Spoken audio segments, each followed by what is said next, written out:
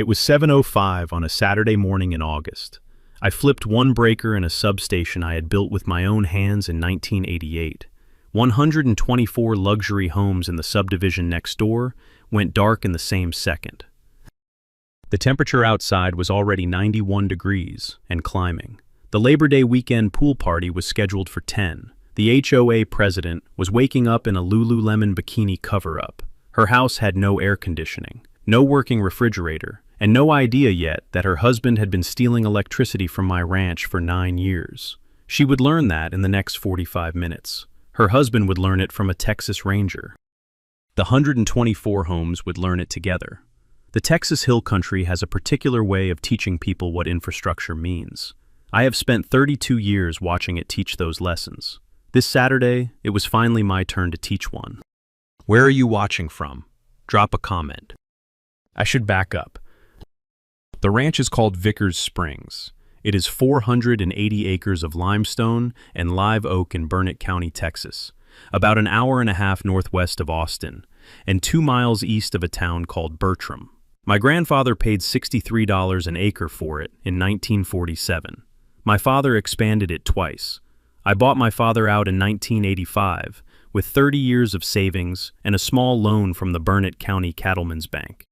I have lived on it with my wife Lynette since the summer we married. 41 years come October. I worked for the Lower Colorado River Authority for 32 years before retiring in 2018. I was a senior transmission engineer. I designed substations, transformer arrays, distribution networks, and the occasional ad hoc fix at 3 a.m. when a thunderhead had knocked out service to half of Llano County. I have a master's degree in electrical engineering from the University of Texas at Austin, and a habit picked up from my father of reading my electric bills line by line for 38 consecutive Augusts. That habit, more than any of the engineering, is what mattered in this particular story. I built a private substation on Vickers Springs in 1988. The substation feeds my irrigation pumps, my deep wells, my equipment shop, my hay barn, and the main house. It is fed in turn by a 46 kilovolt LCRA transmission tap I helped engineer for myself the year after I married Lynette. The tap is recorded with the county and with LCRA. The substation is mine in fee. I have maintained it personally for 37 years. It is the only piece of working transmission infrastructure in Burnett County that has never failed. I take some quiet pride in that. Lynette tells me occasionally that the substation is the one thing in my life I love more than my Kubota tractor. I do not argue. I do not need to. She is correct, and we both know it, and the substation does not care either way. Our son Brody is 38. He is a deputy sheriff in Llano County, 2 counties west of us. He is married. He has a 5-year-old daughter named Hazel. Lynette and I see her most weekends. She is the only person I let into the substation, ever. And I let her in only because she has my father's habit of asking sensible questions about machinery she does not yet understand. In 2015, a developer from Atlanta named Spencer Roxborough subdivided the 600 acres west of my property line and built 124 homes on it. He called the subdivision Sunset Mesa Estates. The lot sold for an average of $670,000. The buyers came from Dallas, Houston, and Atlanta. Most of them had not lived in Burnett County before they signed.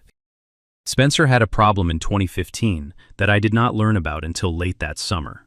Spencer's problem was that the Lower Colorado River Authority had declined to extend transmission service to Sunset Mesa Estates. The cost of running a high-voltage line 9 miles across rough limestone to serve 124 homes did not pencil out for LCRA's planning department. Spencer's request was denied in writing in April of 2015. Spencer did not tell his buyers this. Spencer solved his problem a different way. In May of 2015, Spencer Roxborough hired a private electrical contractor named Garrick Voss to bury an underground line 812 feet from the panel at the rear of his subdivision under the property line fence and into the secondary distribution panel of my private substation. Garrick Voss did the work over 4 nights in late May with no permits, no inspections, no LCRA notification, and a payment of $23,000 in cash. The tap energized on June 2, 2015. For the next 9 years, the residents of Sunset Mesa Estates received their electricity, without their knowledge, from a substation I had built for myself. I noticed the difference in August. I noticed because I read every electric bill. My LCRA usage for the month of July 2015 came in at 841 kilowatt hours. My usage for July 2014 had been 812. My usage for July 2013 had been 798. The trend had been flat for 14 years. The bill that arrived on August 7, 2015, showed my July usage at 3,472 kilowatt hours. I read the bill at the kitchen table while Lynette was watering her tomatoes on the back porch. I read it 3 times. The number did not change. I set the bill down. I poured a fresh cup of coffee. I went out to the substation. I checked every breaker. I checked every transformer reading. I checked the load measurements on the secondary panel. The numbers told me the same thing the bill had told me.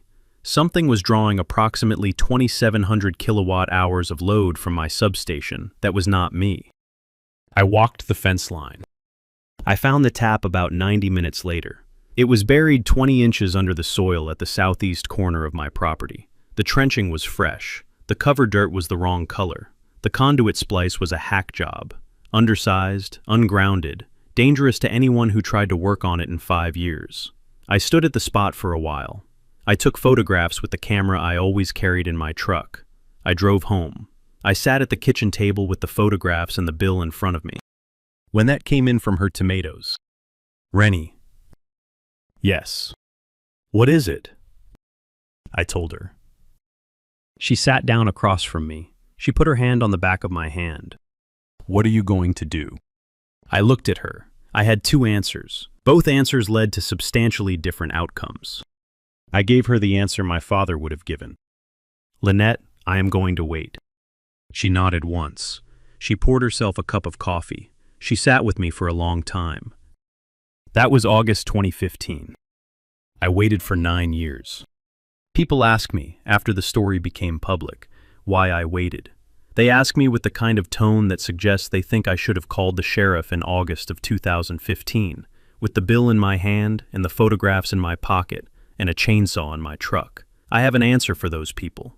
The answer is that the law in Texas, and the law in most states that grew up on rural easements and private utilities, is a slow law. It rewards patience. It punishes anger. A man who calls the sheriff with 1 bill and a few photographs gets the tap removed and gets nothing else.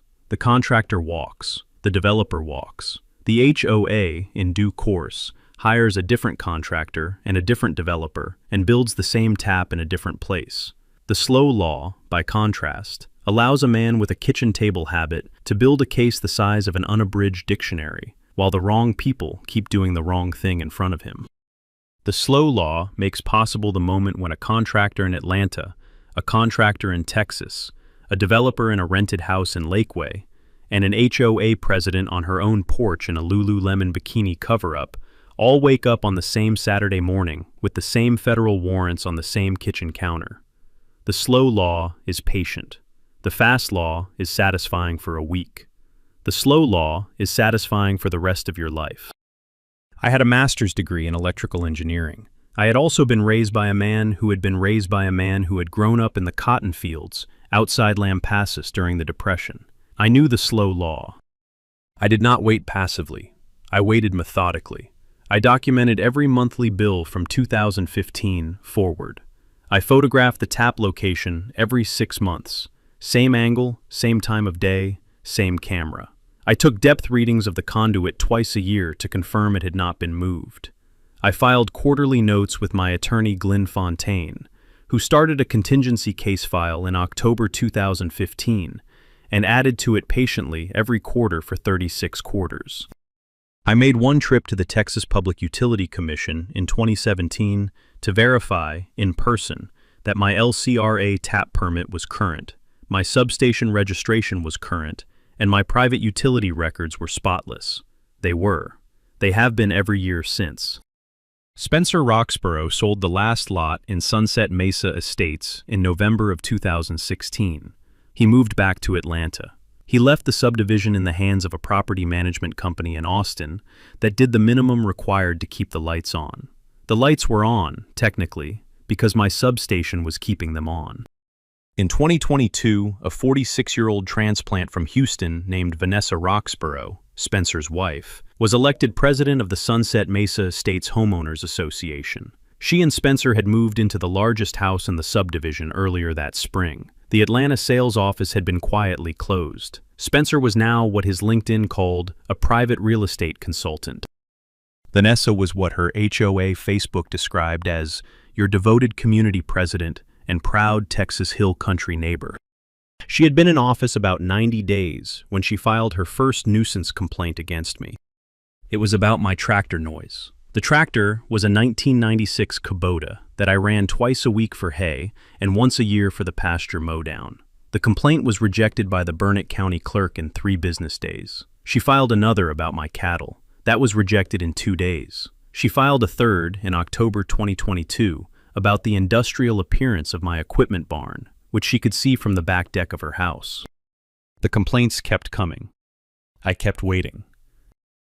For 3 years, Vanessa Roxborough filed complaints against me at the rate of 1 every 5 to 7 weeks.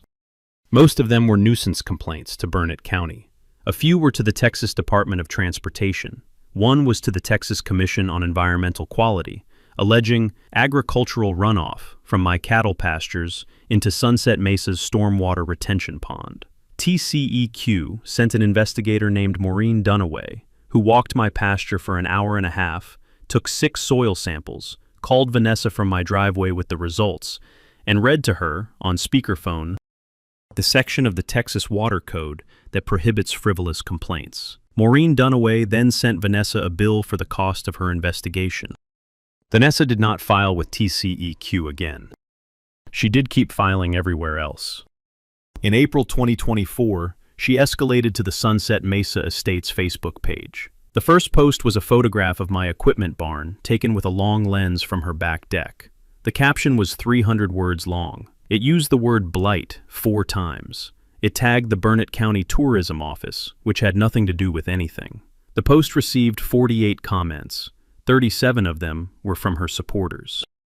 11 of them were from a 61-year-old retired ranch wife named Adelaide Marchand, who lived in the smallest house in Sunset Mesa, and who pushed back on Vanessa in writing every time Vanessa posted about me. Adelaide and I had not spoken before April of 2024. After her third comment defending me, she walked down the gravel road to my gate one Saturday afternoon and introduced herself. Mr. Vickers. Mrs. Marchand. Della, please. Mrs. Marchand. She smiled. It was the small, dry smile of a woman who had grown up on a working ranch outside Mason, and who had married into Sunset Mesa Estates the way some women marry into churches they do not entirely believe in. Mr. Vickers, I want you to know that not everyone in our subdivision thinks the way Vanessa thinks. There are about 40 of us. We've been quietly mortified for 3 years. I appreciate it, Mrs. Marchand. Lynette and I started having Della over for coffee on Sunday afternoons. We did not talk about HOA matters for the first 3 months. We talked about her late husband, who had been a Texas A&M veterinarian. We talked about Lynette's career as a 4th-grade teacher at Bertram Elementary. By August of 2024, Della had become, in effect, my eyes and ears inside Sunset Mesa Estates. She did not consider herself a spy. She simply liked the coffee, liked the conversation, and answered honestly when she was asked questions. I asked her, one Sunday in October 2024, what she thought of Vanessa. She thought about it for a moment. Mr. Vickers, Vanessa Roxborough has never lived in a place where the wind blew across an open pasture for a quarter mile before reaching her face. She does not know what that feels like. She has decided that everyone who does know what that feels like is in her way. I do not know how a person becomes like that. I know that Vanessa is like that. I know it will not end well for her. I added that conversation to my notebook. In June of 2025, Vanessa filed her 17th complaint against me.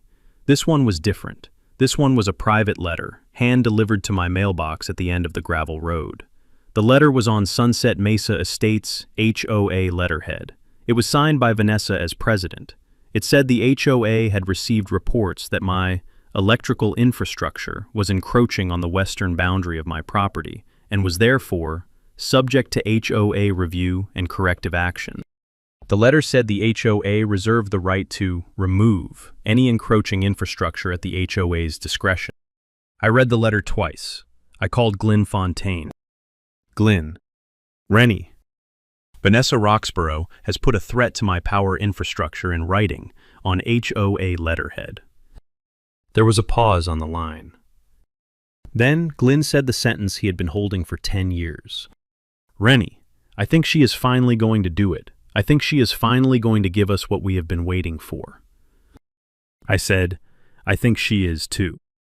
I sat at the kitchen table for a long minute after I hung up.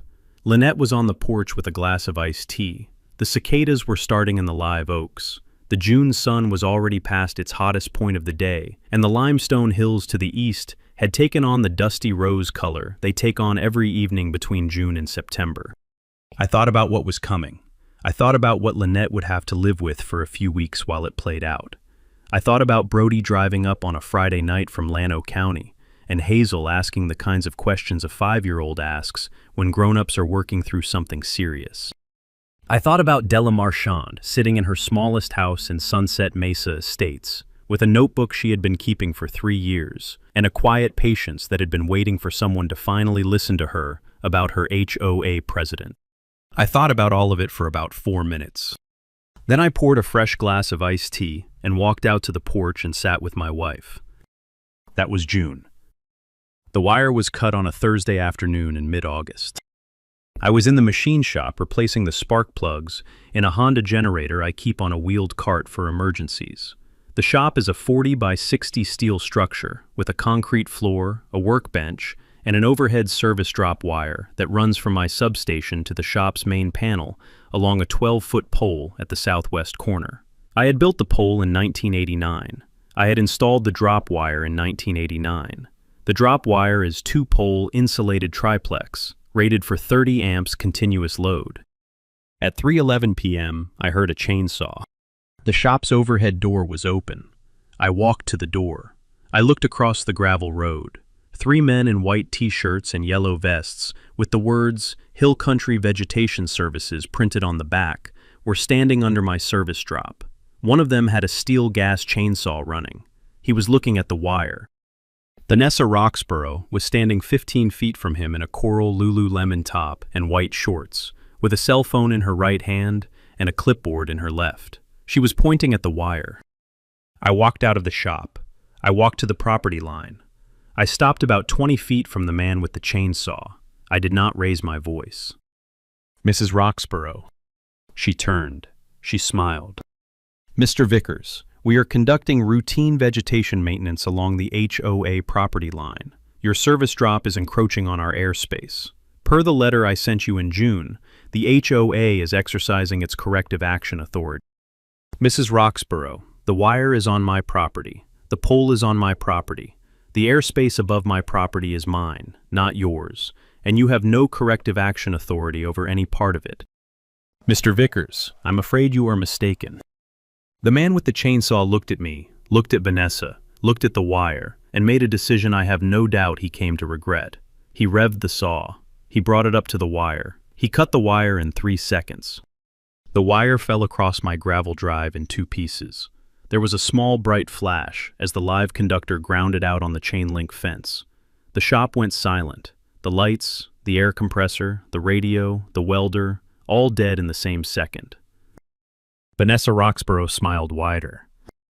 There, that should teach you a lesson, Mr. Vickers, about the importance of cooperating with your community. I did not raise my voice. I did not respond.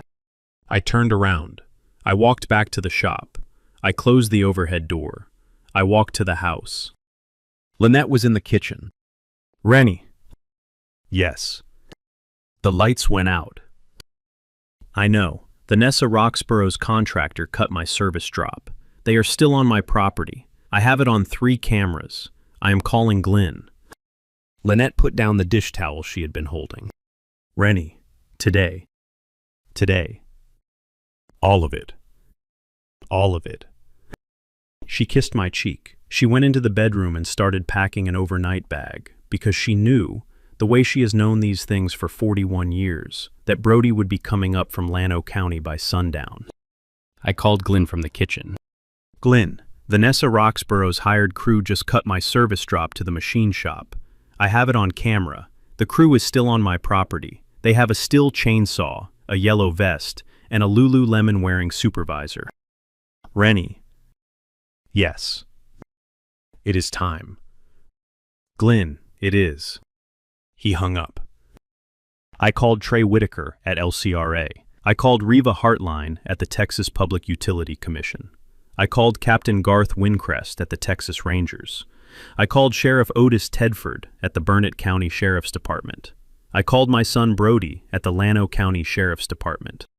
By 5 p.m., all 5 of them had been briefed. By 6 p.m., all 5 of them were on their way. By 7 p.m., the substation that had been quietly powering 124 homes for 9 years had a court order pending against it, a Texas Ranger sedan parked at the end of my gravel road, and a deadline scheduled for 7:05 a.m. on Saturday morning. Vanessa Roxborough did not know any of it. She had returned to her house at 3:45 p.m. with a self-congratulatory smile and a story to tell at the HOA Facebook page about how she had addressed an encroachment issue with our rural neighbor. She posted the story at 4:18.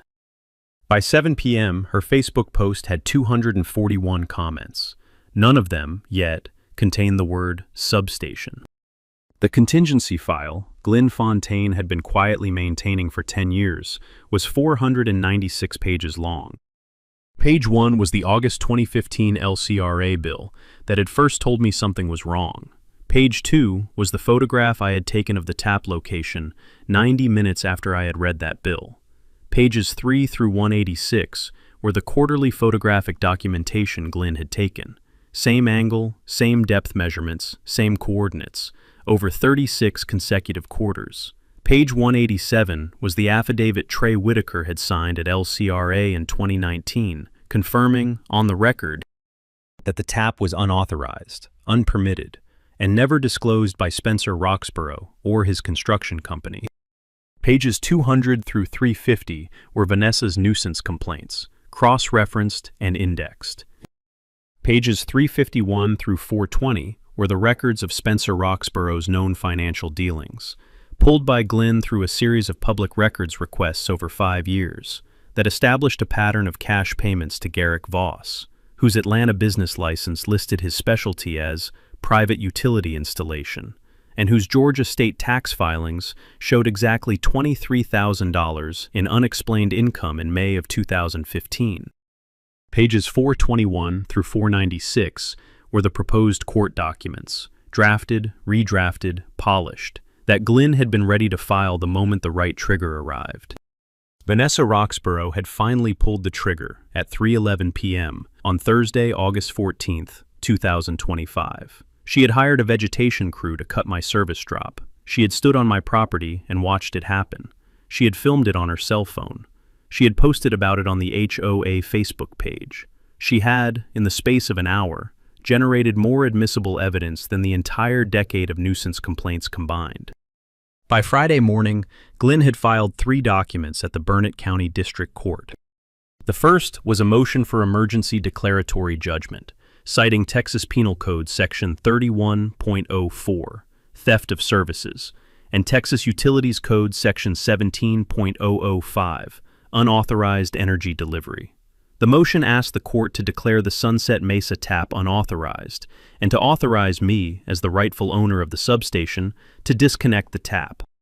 The second was a federal complaint forwarded to the United States Attorney for the Western District of Texas, alleging theft of services under 18 U.S.C. Section 641, conspiracy to defraud under 18 U.S.C. Section 371, and wire fraud across state lines, based on Spencer Roxborough's documented use of the federal mail in concealing the tap's existence. The third was a criminal complaint with the Burnett County Sheriff's Department against Vanessa Roxborough, charging her with criminal damage to property under Texas Penal Code Section 28.03. The court order arrived Friday afternoon at 3:22 p.m. The judge, a 68-year-old retired LCRA legal counsel named Erlene Castleberry, signed it without leaving her chambers. She wrote a single sentence at the bottom in fountain pen ink. "Mr. Vickers, disconnect at your discretion." Glenn handed me the signed order at my kitchen table at 4:41 p.m. on Friday. Lynette poured him a cup of coffee. She did not ask what time the disconnect would happen. She did not need to ask. She had married a man who reads electric bills line by line for 38 Augusts, and who, when he finally decides to act, acts at 7:05 on a Saturday morning, because that is the hour at which all his decisions, for the last 41 years, have been most precisely his own. Glenn drank the coffee. He drove home. He set his alarm for 5 a.m. So did I. The disconnect plan had been engineered in 2019. I had drawn it on a single sheet of LCRA engineering vellum, signed by Trey Whitaker and by me, and stored it in a folder in my office filing cabinet for 6 years. The plan called for a controlled de-energization of the unauthorized tap at the secondary panel of my substation. Total operation time, assuming a qualified 2-person crew with proper PPE and lockout-tagout procedures, was 11 minutes.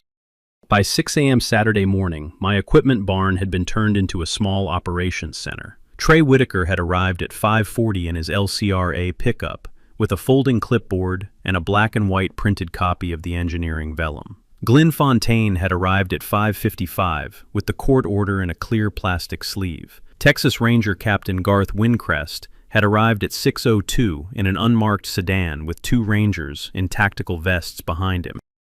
Sheriff Otis Tedford had arrived at 6:07 in a Burnett County pickup with Deputy Cherie Hollings. Reva Hartline had arrived at 6:15 in a state vehicle with a body camera already running. Brody had arrived at 6:20 in his Llano County Sheriff's pickup. He climbed out, hugged his mother, shook my hand, and asked me one question. "Dad, you good?" "I am, son." "Mom good?" "She is." Hazel asks where Grandpa is. "Tell her Grandpa is at work." Brody nodded. He poured himself a cup of coffee. He stood at the edge of the operations center with his hat in his hand. At 6:55, Trey and I walked to the substation. The substation is a small, fenced concrete pad, about 120 feet behind my equipment barn. It contains 3 transformers, a primary breaker, a secondary distribution panel, and the unauthorized tap that Garrick Voss had spliced into my secondary panel at 4:17 a.m. on May 28, 2015. The splice was crude. The splice had been crude for 9 years. It had functioned, but it had functioned dangerously. And any small fault in the splice could have killed someone in Sunset Mesa Estates on any random afternoon for almost a decade. That detail would, in the federal trial later, become an aggravating factor in the sentencing of Spencer Roxborough. Trey walked the lockout-tagout procedure. He confirmed PPE. He confirmed the de-energization sequence.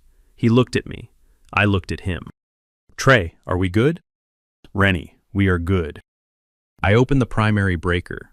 The secondary panel went dark on the unauthorized leg. Trey disconnected the conduit splice in 71 seconds with a torque wrench he had brought from LCRA. The splice fell free. The unauthorized tap was, as of 7:05 a.m. on Saturday, August 23, 2025, physically and electrically severed. 124 homes in Sunset Mesa Estates went dark in the same second. Trey looked at his watch. "Rennie, 11 minutes flat." 11 minutes flat. We walked back to the operations center. It took 2 minutes and 41 seconds. The first phone call to the Burnett County Sheriff's non-emergency line came in at 7:07 and 40 seconds from a Sunset Mesa Estates resident named Holden Brackish, who was making coffee in his bun drip when the power died. The second call came in at 7:08 from a woman named Trudy Wendell. By 7:30, the Burnett County Dispatch had logged 86 calls. The dispatcher on duty was a 34-year-old woman named Madge Tidwell. Madge had been briefed on Friday afternoon by Sheriff Tedford. She had a script. She read it to every caller. "Sir or ma'am, we are aware of a power-related issue affecting your neighborhood. A unit has been dispatched. Please remain at your residence and do not attempt to interact with any utility equipment. Further information will be available later this morning. 86 calls. 86 recitations of the script. Madge did not break her composure once. By 7:45, Vanessa Roxborough had figured out that her power was not the result of a typical outage. Her phone calls to her HOA's electrical contractor, a man named Karsten Boris, who had been on Spencer's payroll for 9 years and who had been arrested by federal agents in Atlanta at 6 a.m. on a separate warrant, were not being returned. Her calls to LCRA's customer service were being routed to a recorded message that said, in a friendly Texas voice, "We're sorry, but the address you provided is not in our service area." She drove out of Sunset Mesa Estates at 7:51 in her Lexus GX 460, with the windows down because the AC was not working. She drove past my gate at 7:58. She did not stop. She continued north into Bertram. She drove to the sheriff's substation. She found the door locked because the Burnett County Sheriff's Substation does not open until 8:30 on Saturdays. She drove to the LCRA Marble Falls office. She found the door locked because the LCRA Marble Falls office is closed on weekends. By 8:15, Vanessa Roxborough was driving back south on Highway 281, with the AC still not working, the temperature outside already 94 degrees, and the slow dawning suspicion that something larger than a typical power outage was happening to her HOA. She pulled into my gravel drive at 8:26. I was on the porch with Lynette and a cup of coffee. Garth Wincrest was standing on the porch with his hat in his hand. Glenn was at the kitchen table, going through the court order one more time. Trey had driven back to LCRA to file the post-disconnect paperwork. Brody was on the phone with his wife. Vanessa parked the Lexus 4 feet from the porch steps. She got out. She did not have her phone. She did not have her clipboard. She was wearing a coral Lululemon top, white linen pants, and a pair of leather sandals that had clearly been chosen for a pool party. She walked up to the porch steps. She did not climb them. "Mr. Vickers, something has happened to our power." "Mrs. Roxborough." "Mr. Vickers, your substation." "My substation is operating normally, Mrs. Roxborough." "Then why is our—" "Mrs. Roxborough, your subdivision has been receiving power illegally from my substation since June 2, 2015. Your husband's construction company installed an unauthorized tap during the development of Sunset Mesa Estates. The tap was disconnected this morning at 7:05 a.m., pursuant to a court order issued Friday by the 33rd District Court of Texas." She stared at me. "Mr. Vickers, that cannot be true." "Mrs. Roxborough, it is." She turned to look at Garth Wincrest. She had not yet recognized the Texas Ranger badge on his belt. "Officer, tell this man he is making a mistake." Garth tipped his hat. "Mrs. Roxborough, I am Captain Garth Wincrest of the Texas Rangers, Major Crimes Division. I am here to inform you that you are under arrest on charges of criminal damage to property and conspiracy to commit theft of services. Your husband has been arrested at your residence in Lakeway pursuant to a federal warrant. Please place your hands on the porch railing." She placed her hands on the porch railing. The Lululemon top moved with the motion. The leather sandals scraped on the porch step. The cuffs went on at 8:29. It was a quiet operation. Garth had done 1,000 of them. He was good at the moment where the cuffs went on without any drama, and he was good at the silence afterward, and he was good at the small administrative business of reading the rest of the Miranda warning to a person who has already heard the worst of it and has nothing further to add. Vanessa, to her credit, did not struggle. She did not argue with Garth. She did not look at me again. She walked down my porch steps and across my gravel drive, in her white linen pants and her coral Lululemon top, and her wrong shoes for the wrong morning. She climbed into the back seat of the unmarked sedan. Garth closed the door. He tipped his hat to Lynette. He drove off. The Lexus GX 460 stayed parked 4 feet from my porch steps for the rest of the day. Brody moved it that evening to the gravel turnaround at the end of the drive, on the theory that we did not need to look at it through the kitchen window for the rest of the weekend. We did not look at it. By Tuesday morning, a tow company from Marble Falls had been called by Vanessa's divorce attorney, and the Lexus was gone. Lynette stood up from the porch swing. She walked into the kitchen. She came back with a fresh cup of coffee. She handed it to Garth Wincrest. He thanked her. He took a sip. He led Vanessa Roxborough to his unmarked sedan. Vanessa did not say anything else. She did not look at me again. By 9 a.m. Saturday, the temperature in Sunset Mesa Estates was 96 degrees and rising. The refrigerators were warming. The AC was off. The pool pumps were silent. The Labor Day weekend pool party that Vanessa had scheduled for 10 a.m. was, by all reasonable standards, canceled. By 11 a.m., the local news had picked up the story. A reporter named Bay Whitsett from KXAN Austin had been tipped off Friday evening by Reva Hartline at the PUC and had been waiting at the LCRA Marble Falls office at 6 a.m. By 11, she had verified the details with 3 independent sources. By 11:45, her story was live on KXAN's website. The headline read, "Sunset Mesa Estates powered illegally for 9 years. Engineer disconnects tap. HOA president arrested." By noon, the story had been picked up by the Austin American-Statesman. By 2 p.m., it was on the Texas Tribune. By 4 p.m., it was the lead story on every Austin and San Antonio TV station. I did not give interviews. Glenn handled all media inquiries with a 1-paragraph written statement. Della Marchand convened the HOA emergency board meeting at the Bertram Community Center at 6 p.m. that Saturday evening. 81 of the 124 households attended.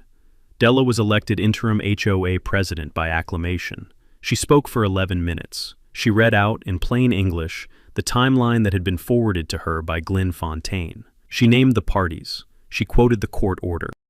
She read aloud the section of the Texas Utilities Code that had been violated. She did not editorialize. At the end of her presentation, she made a single motion. I move that we immediately suspend the Sunset Mesa Estates HOA from all operations involving the Roxborough Construction Group or any of its affiliated entities, request court-ordered receivership, and refer all matters to the Texas Attorney General. The motion carried by a vote of 78-3. Lynette and I sat on our porch on Saturday evening as the sun went down over the limestone hills. The temperature was still 93 degrees. We could see the dark band of Sunset Mesa Estates on the eastern horizon. No porch lights, no driveway lights, no glow from the pool deck. The subdivision was as dark as the limestone hills had been before 1947, before anyone had bothered to bring electricity to Burnett County at all. Lynette said, "Rennie." "Yes." "It is very quiet." "It is." "It is the way it should sound, isn't it?" "It is." She took my hand. The federal indictment came down 9 days later. Spencer Roxborough pleaded guilty to 7 counts in November. He received 9 years federal and was ordered to pay $4.8 million in restitution to the residents of Sunset Mesa Estates. Garrick Voss, the contractor who had buried the tap, pleaded guilty to 3 counts and received 4 years federal. He lost his Georgia electrical license for life. Karsten Boris received 2 years. Vanessa Roxborough pleaded guilty to 4 counts in November: criminal damage to property, conspiracy to commit theft of services, conspiracy to interfere with federal regulatory authority, false reporting in an official HOA capacity. She received 5 years state prison. She filed for divorce from Spencer in October. The divorce was finalized in March of the following year. The residents of Sunset Mesa Estates spent 11 days without power. By day 4, 68 households were in hotels. By day 7, the LCRA had begun emergency transmission work. By day 11, legitimate service was restored. The cost, $1.2 million, was billed to the Sunset Mesa Estates HOA. Della Marchand served as interim president for 16 months. Sunset Mesa residents elected her to a full term in the spring. Her first action as elected president was to amend the HOA covenants to formally acknowledge that the subdivision's electrical service had been illegitimate from 2015 through 2025, and to formally apologize in writing to Rennie and Lynette Vickers. The amendment passed by a vote of 118-6. Della drove out to my gate the afternoon the amendment passed. She handed me a framed copy. "Rennie." "Della." I hung my copy in the community center, right next to a copy of the Texas Utilities Code, Section 17.005. Vanessa's old plaque came down. I let the wood paneling underneath the plaque show through. I am not going to fill the hole. I am going to leave the hole there for at least 10 years. I laughed once. I do not laugh often. Della, that is a fine decision. LCRA legitimate transmission to Sunset Mesa Estates went live on day 11. The new service line is buried under a properly permitted easement that crosses the southern edge of my property. I granted the easement at fair market value. The easement payment, approximately $56,000 per year, indexed to a Texas utility rate schedule, comes to Lynette and me as quarterly checks. We have donated every check, in full, since the first one arrived, to the Texas Hill Country Rural Electric Cooperative Foundation. The foundation uses the funds to extend electric service to low-income ranches in Burnett, Llano, and San Saba counties. By the end of the second year of donations, the foundation had connected 41 ranches to legitimate, permitted, safely engineered electric service. By the end of the third year, the number was 87. I do not believe in monuments to myself. I do not believe in foundations named after living people. I do not believe in the kind of philanthropy that requires a building or a plaque or a quarterly newsletter with the donor's photograph above the editor's letter. The Texas Hill Country Rural Electric Cooperative Foundation is what it has always been. It was founded in 1958 by a group of Burnett County ranchers who had decided, against the wishes of every commercial utility in the state, that small operations deserved access to electric service. The foundation has been quietly doing that work for 67 years. I am simply, for the foreseeable future, one of its donors. I am one of about 300 others. Most of them have been donors for longer than I have. None of them have plaques. None of them want plaques. That is the right model, in my opinion. That is the right model of how good things get done in the country I have lived in for 67 years. Brody and his wife drove up the second Sunday after the disconnect, with Hazel in the back seat. She climbed out wearing a small straw cowboy hat that Lynette had bought her in May. She walked across the gravel drive to my porch. She climbed onto the porch swing. She looked at me. Grandpa. Yes, ma'am. Daddy says you turned off the power for the bad people. I did, sweetheart. Daddy says they were stealing your wire. They were. Daddy says you let them steal it for 9 years, and they did not know you knew. That's right, sweetheart. Grandpa, why did you let them steal it for 9 years? I thought about that for a minute. Hazel asks the right questions. I told her the truth. Sweetheart, sometimes the right thing to do is to wait until the wrong people have done so much wrong that everyone can see it. I waited because waiting was the right thing to do. I did not enjoy waiting. I did not pretend to enjoy it. I just did it. And then, on the day they did the last wrong thing, I did the right thing. That is how it works. She thought about that. She picked up a stuffed rabbit and held it on her lap. Grandpa, are they going to come back? No, sweetheart. They are not going to come back. Good. We sat on the porch swing for a while. Lynette brought out lemonade. Brody and his wife sat on the porch steps. The sun went down over the limestone hills. The cicadas started up in the live oaks, the way they always start up at sundown in August, which is to say, all at once, in a single, long, sustained note that has been the sound of evening in Burnett County for every August since I was born. Hazel fell asleep in my lap around 8:45. Brody carried her to the guest room. He came back. He sat down beside me. He did not say anything for a long time. Then he said, "Dad, the substation." "Yes, son. It is the only one in the county that has never failed." "That is correct, son. Promise me you will teach Hazel how to maintain it." "I will." He nodded. He did not say anything else. If a Karen has ever cut your wire, blocked your driveway, or assumed that her HOA outranked your deed, drop your story below. Subscribe so you don't miss next week. Justice doesn't always look like a courtroom.